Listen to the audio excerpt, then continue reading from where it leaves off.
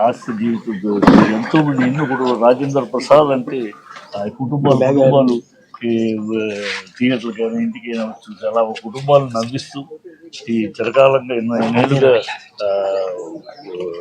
Career లాక్కొచ్చిన ఆ రాజేంద్ర ప్రసాద్ నా మిత్రుడికి ఈ వయసులో మరణం ఏ తండ్రి భరించలేని విషాదం అని.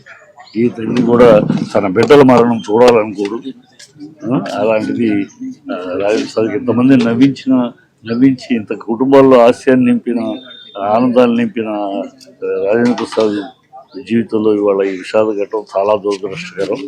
ఇది చాలా చిన్న వయసు, అనారోగ్యంగా హెల్త్ అండ్ హెయిల్గా ఉన్న అమ్మాయి అమ్మాయితో మాట్లాడినా, అమ్మాయిని చూసినా రాజేంద్ర ప్రసాద్తో మాట్లాడినట్టే ఉంటుంది, సోదరుతో మాట్లాడినట్టే ఉంటుంది. అదే రూపం. ఆయనలాగానే సినిమా మీద ప్యాషన్. తన కూతుర్ని రీసెంట్గా సావిత్రి సినిమా చిన్న సావిత్రిగా చేయించిన పిల్ల. అట్లా ఒక చాలా నాకు ఆత్మీయుడు. నా సినిమాలో హీరోనే కాకుండా ఆయన హీరోగా నా దర్శకత్వంలో సినిమా చేయడమే కాకుండా పర్సనల్గా కేవలం సినిమా ప్రొఫెషనల్ బంధమే కూడా పర్సనల్గా నాకు చాలా ఆప్తుడు, చాలా మిత్రుడు. అనేక సందర్భాల్లో అనేక విషయాల్లో ఫోన్ చేసుకుంటూ మాట్లాడుకుంటూ రావటం చేస్తూ ఉంటాం.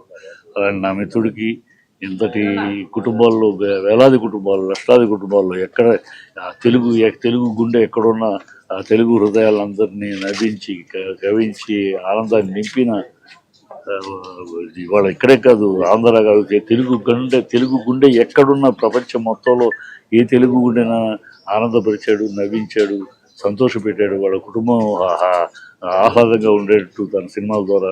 అలాంటి నా మిత్రుడు, నా శ్రేయోభిలాషి, నా మనిషి, నా రాజేంద్ర ప్రసాద్కి ఇలాంటి విషయాలు బిడ్డలకి తల్లి లేని లోటు లేకుండా భగవంతుడు ఇది కలగకుండా వాళ్ళని కాపాడాలని, వాళ్ళని చూసుకోవాలని డెఫినెట్గా తాత రాజేంద్ర ప్రసాద్ చూసుకుంటారు. కానీ ఆ భర్తకి ఈ వయసు ఇద్దరు బిడ్డలు ఉండగా భార్యని కోల్పోతే ఆ భర్త రాజేంద్ర ప్రసాద్ అల్లుడు కానీ వాళ్ళందరికీ భగవంతుడు చక్కటి మనశ్శాంతినిచ్చి కాస్త వాళ్ళ గుండెలు దిట్టువుగా ఉండేటట్టు వాళ్ళని ఆశీర్వదించి కాపాడమని చేయమని కోరుకుంటున్నాను.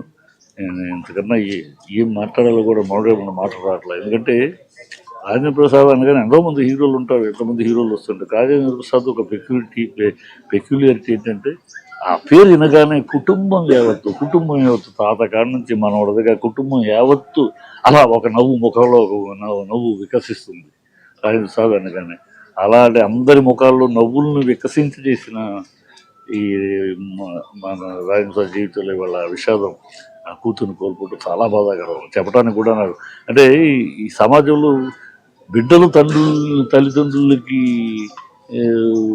మరణాలు చూడాలి, కానీ తండ్రులు ఈ 35 ఏళ్ళ వయసు వచ్చి ఏదో వయసు అయిపోయిందన్న 38 ఏళ్ళు అంటే చాలా చాలా పిల్లలు వాళ్ళ పెద్ద ఆ టైంలో అలాంటి కూతుర్ని పోగొట్టుకుంటాం.